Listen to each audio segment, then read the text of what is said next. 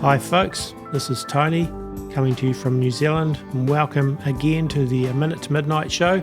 With me today I have a frequent guest pretty much every month, mostly in Georgia, right? Leo Hohmann. Yes, good to be with you, Tony. Yeah, it is good to talk to you again today. Not like we're going to be short on topics anyway, that's for sure. Where do you want to start, Leo? Yeah, I guess we could start with the article I just posted today on Tim Walz, the governor of Minnesota, being chosen by Kamala Harris as her vice presidential running mate. Everybody is lambasting this as a terrible pick. I can't say much good about it myself, other than the fact that, as I lay out in this article, he really is a mirror image of Kamala herself. A, he's not very bright. B, he's easily led and easily manipulated. C, he has a vehement hatred for Christians and real Americans. He prefers migrants and refugees. He has presided over a two-tiered justice system in Minnesota that goes after anyone who should dare criticize his sacrosanct, blessed refugees, which he has packed into that state to the extent that they now have an entire congressional district that will probably from here on into perpetuity always elect a Somali Muslim to represent in Congress. The Cedar Riverside area, that district is like completely flooded with Somali refugees, and that's the one that gave us the wonderful Ilhan Omar, who most people aren't even aware of, was not born here. She and has openly stated that she represents the interests of Somalia, not America, in the U.S. Congress. Similar to the way Rashida Tlaib openly displays the Palestinian flag and represents the future Palestinian state. One doesn't even exist yet, and not America. So Tim Walz is just a complete, I call him a dhimmi. I mean, is your audience familiar with what a dhimmi is? I don't know. You might want to mention it. My first thought when I saw the headline this morning was, oh, great, two crazy commies. It's my... Yeah. He's not only a commie, he's a dhimmi, which means he has allowed himself to be subjugated by Islam. The great author Bat Yeor came up with this term Dimude back in the 1980s. It's based on an Arabic term, Dimude, and basically it just means that a non-Muslim society, a non-Muslim people group who are submitted to the authority of the Muslims. They live under what is called Dimude, and if you're one of those who allows yourself to live under such conditions, you are a dhimmi. And that's Tim Walz. He's done nothing to discourage the empowerment. I would have no problem with Somali refugees coming here to America, Minnesota or otherwise, if they plan to assimilate into American society. But that is not what they do. Yeah. They have proven in every state and every city where they are imported in large numbers that they are here to change America and make it more like the country that they supposedly wanted to get out of. Yeah. And this is what's gone on in Minnesota. They've even adopted a new flag, a new state flag that totally resembles the Somali flag. I mean, and this is what Tim Walz has allowed to be done to his state. And now he wants to get a promotion to vice president. This is my latest article at leohohmann.com. We can talk about whatever else you see that might be of interest. Well, what about another article you mentioned about the number of refugees that have been let in under the Biden administration? It's just a crazy number. Yes, it's the highest number in more than 30 years of refugees that have been imported into the United States in fiscal 2024, which runs through the end of September. They are shooting for a number of 100,000. 100,000. And if you look at the top 10 or 12 countries, the majority of them from where these refugees are coming are Muslim majority countries. They're all pretty much third world countries, other than Ukraine. But a majority are Muslim majority countries like Afghanistan, Iraq, Sudan, Somalia, countries like this.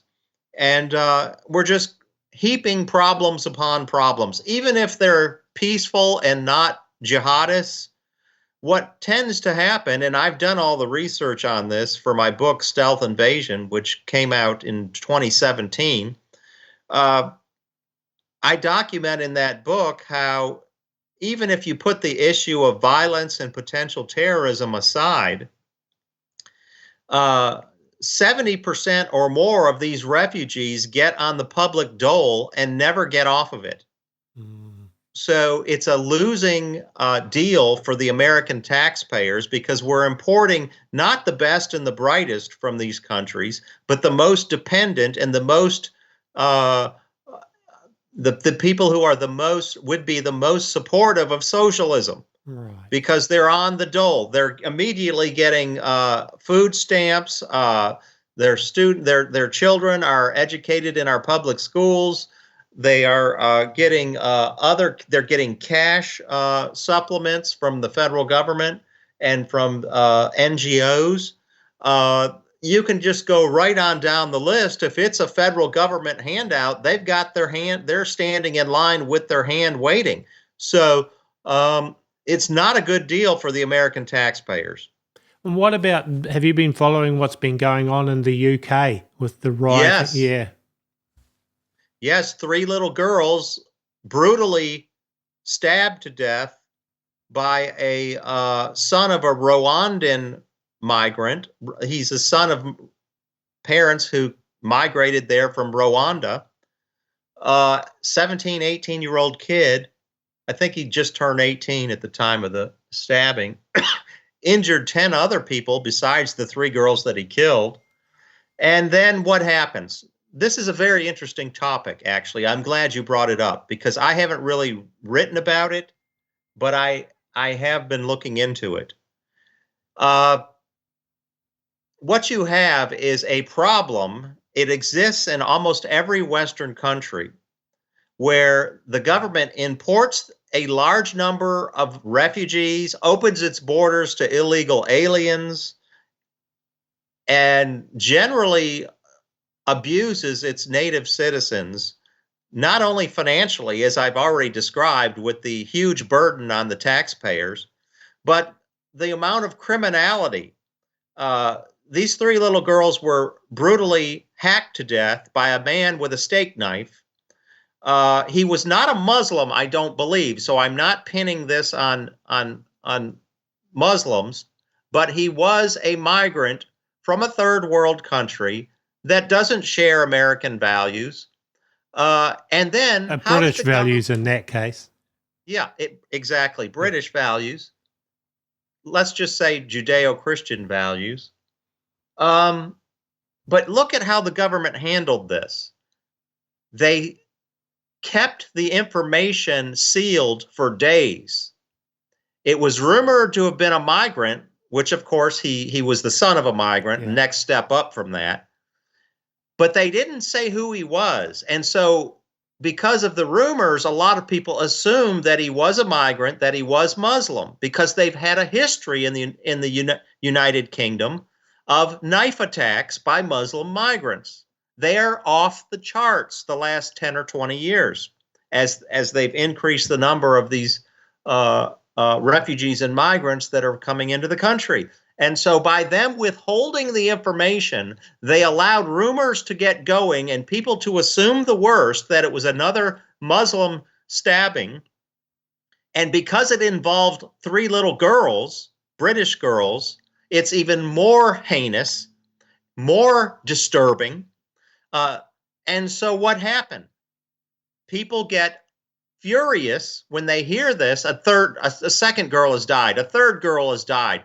There's more in critical condition who could die. They've had enough. They go out in the streets. They start getting violent. Of course, it's all blamed on the far right extremists, which I don't believe is the case. It's probably just regular everyday Britons who are getting fed up with the violence.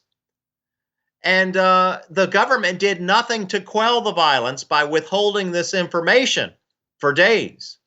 And then when they finally did release it, and we find out that the kid was not a Muslim and not technically a migrant, even though he was a son of a migrant family, and was definitely not native British, right? Yeah.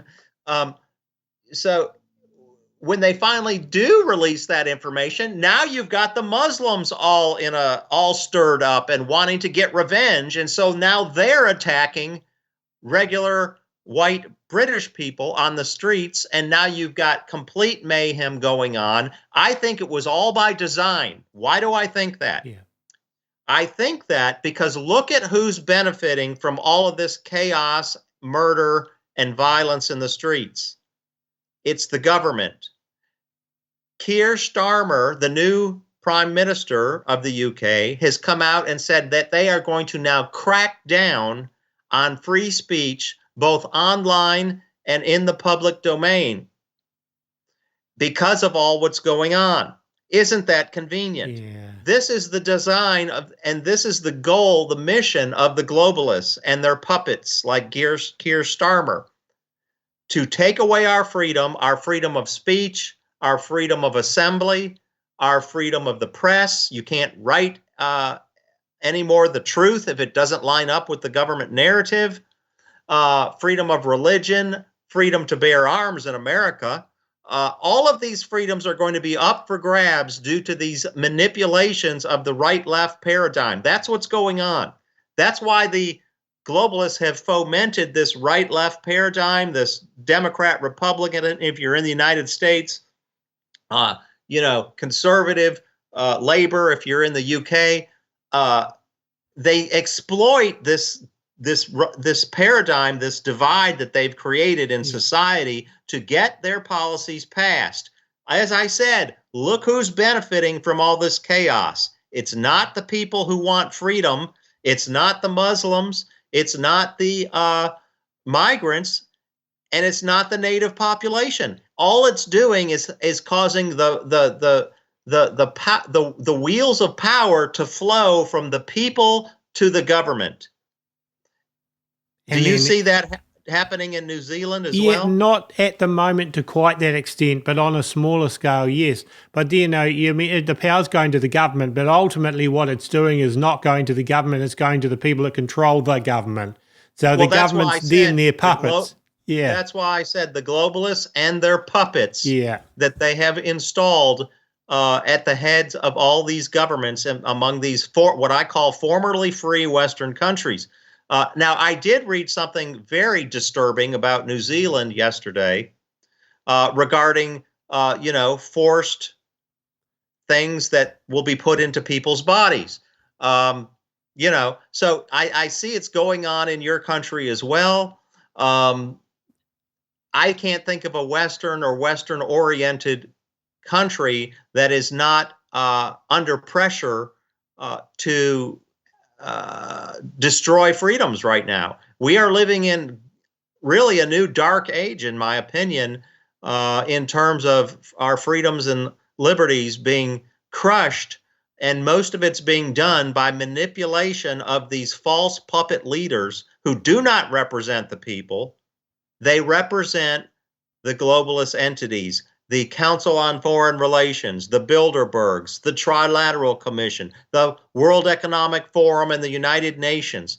These are the real power centers from which these puppet leaders draw their inspiration.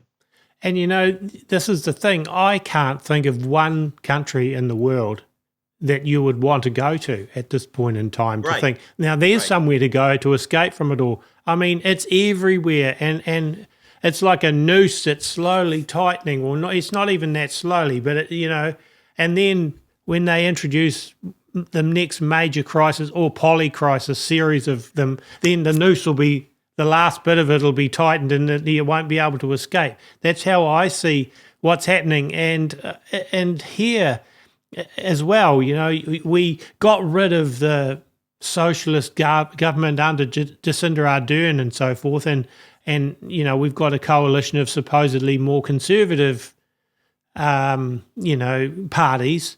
But is it making any real difference? Not really. I've said to people that the globalists have a destination that's here. Now, they'll take you the left way or the right way, but you're still going to the same destination. Well, yeah. I mean, look at Italy, I believe, elected a conservative leader, too. They're still sending billions to Ukraine, just like the previous government. So, you're right. Very little difference between the parties in many of these countries, even though one side, plays the conservative game in terms of rhetoric and trying to appeal to conservatives. It's always disappointing when they actually get in office in terms of what they're able to accomplish in terms of real change. There's very little real change going on when a conservative is elected. We're about to experience that, I think, here in the States with Donald Trump's second term. I really think he is going to be elected in November. And I think you're going to see the globalists parlay that development. They're going to turn the tide against him and use it to their benefit. Have you seen, in the article that I posted today, I included a video at leohohmann.com, my latest article there. I also have a Substack account where I actually post more articles, but this one was on my regular leohohmann.com site, and it was about the title is "Globalist Power Elites Continue to Play Us by Creating an Atmosphere of Crises and Then Leveraging Left-Right Divide to Implement More Government Control." I start off talking about the Tim Walz choice for Democrat VP, but as you read down, I give some examples where Harris and Walz may not even need to be elected for the globalists to implement their grand strategy for America, which is to have us devolve into civil war or something close to that. And Congressman Jamie Raskin, in February of this year, at a town hall meeting at some bookstore, admitted that if Trump gets elected, they already have a plan in Congress to not certify his election on the basis of this Article 2 of the 14th Amendment, which says nobody guilty of insurrection can ever be elected to Congress or the presidency or the vice presidency. This is what they plan to roll out to stop Trump from taking office if he is elected. And then he admits the plan is to have things devolve into chaos and call martial law and start taking full control of American society. And so we are about to see some strange developments here in the good old United States of America as we head into November, December, and January. And it's interesting. I won't go into spending time on it here, but I know, of course, that will rile up the conservatives that believe Trump was God's man. Absolutely. And whereas personally I believe Donald Trump's a willing participant and player in the whole charade. That's how I see it. I do see him I definitely agree that he is a player. I have not decided if he's a willing player or he's just got such a big ego that he's easily manipulated. Well, either way, Either way, it doesn't matter. Yeah, but this is the thing. It will get this divide even more and the anger on one side or the other. Yes. And that's exactly what you're saying. And this is the plan, the playbook they're seeming to be using the world over. And you look at, say, France, for example, there's been another example of that, And Bangladesh right now is on fire with protests that are getting more and more violent. They're actually just the Muslim protesters are destroying Hindu temples and attacking other Hindus and other religious minorities. I would hate to be anything but Muslim in Bangladesh right now. If you're a Christian, a Hindu, or a Buddhist, which there are all three of those as minorities, you better stay inside, because outside, some of the videos I saw today being filmed on the streets of Bangladesh were horrific. You've got men with machetes out attacking non-Muslims.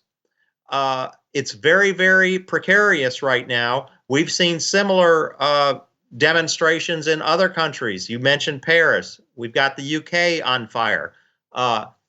You know, remember Klaus Schwab 2 years ago said we must, when he was speaking to his fellow globalists at a World Economic Forum confab, and he said we must prepare for an angrier world. That's right. Yeah. He knew that people were starting to get fed up. People were getting more and more angry. Why? Because the globalist policies are not conducive to making people happy. They are meant to make people angry and fighting each other. And that's exactly what we're seeing happen now. And it's just the world over. And of course, you've got the potential hanging over like the sword of Damocles with a war in the Middle East at the moment, as well. Yes. And it's just everywhere. And you mentioned the Ukraine situation, just the insanity of that ongoing war that's achieving nothing of any worth other than promoting the need for a world government ultimately, and no nation states, and getting rid of anybody that's fighting it, and that seems to be the playbook that's being utilised one way or another, and with other things that they're using too. Like Klaus Schwab has talked about a poly crisis. So it's multiple crises all at once, and that is what they are using. And I just see it ramping up more and more, and they're at their sort of like final push to get us away from the current old system or world order or whatever you want to call it into their new world order or great reset, transhumanist, new world agenda. Yes, fourth turning, industrial revolution, and all that. And the digitization of humanity, where they can track and trace everything we do, everywhere we go, and implement their social credit scoring system, just like China. China is the model. Klaus Schwab has said that as well. Yes. People should listen to Klaus Schwab, even though he's not the decision maker. He is just a front man, the public face of these globalists. People like him and Yuval Harari, they can provide us with a lot of insight as to exactly what is coming down the pike. He also mentioned a big cyber attack that would make COVID look like a, quote, small or minor disturbance, unquote. So I think we can anticipate something of that nature, whether it's an EMP attack or some cyber event. We had the big, what was the name of the company? Crowdsource, right? That's almost, to me, seemed like a dry run for a potentially larger cyber attack. Yes, I agree. It is. It'd be like a test run. Yes. That's the thing. There's so many things that they could roll out, and all at once. That's the biggest thing. Is like people just don't know where to turn. They're just tired, and that's what they use to bring in all this more draconian steps on an international scale, but doing it country by country. And then the UN, of course, driving it, and the World Health Organization and whatever, to drive us into the next level of their control grid.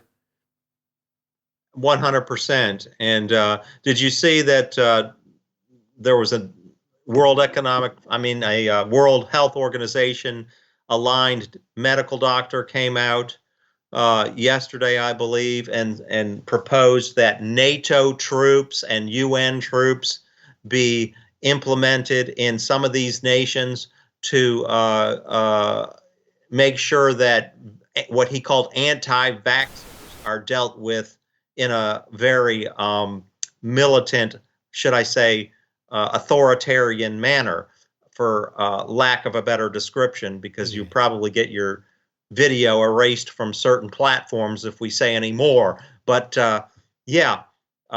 I have an article on that at my other site, Substack site, leohohmann.substack.com, if people want to check out the details on that. Yeah, this is it, and they're just going to keep rolling these things forward, and putting people like that, Dr. Ford, Dr. Peter Hotez is his name. Yeah, well, putting those people, they don't represent the world. No. They don't represent the average person. They probably don't even represent the average doctor, but they do represent the WHO and the UN and their goals. And the Gates Foundation. Yeah. And so they put these people up there and make these insane statements, not necessarily that people are going to embrace that, but what it does is it gives people that thought in their mind. It's this idea that they can maneuver people towards further down the track.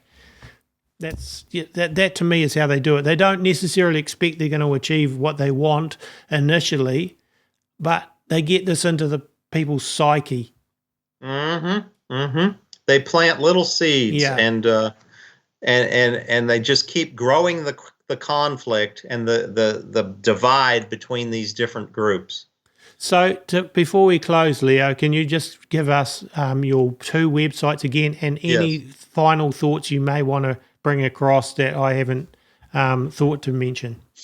Yeah, leohohmann.com, Hohmann spelled Hohmann with two N's, and then leohohmann.substack.com and then I also do have a pretty active Telegram channel. If you have a Telegram account, just search Leo Hohmann author/journalist, and you'll find my updates there. So, thank you for that. And final thoughts, I would just say, get ready mentally, physically, and spiritually, because things are going to get more intense around the world as World War III ramps up. Potential global meltdown in terms of the economy. Not a lot of good things going on, but we know that the ultimate victory is in Jesus Christ, and spreading that good news amongst our fellow man. Absolutely. Yeah, well, I want to say thank you for being on the show again, Leo. It's always great to have our conversations, and we certainly never run out of things to talk about. No, we could go on for hours if we had the time. We could. Yeah. So thank you very much, and we'll catch you up with you again soon. Thank you. Folks, don't forget our website, aminutetomidnight.com. Go down the right-hand side of the page and enter your email address where it says subscribe to blog if you haven't already done so. We do get articles posted on there, and also all of our shows. And just a reminder too that we do run A Minute to Midnight 100% by donations. I'm always very grateful to the people that do help us through donating. Things are pretty tough at this point. And if anyone else is able to help us out, that would be much appreciated too. So you can donate at aminutetomidnight.com. And all the music used in the shows I've written, played and recorded. So folks, with all things being equal and God willing, we'll be back with another video in a few days' time. Keep your eyes on the Lord and stay safe.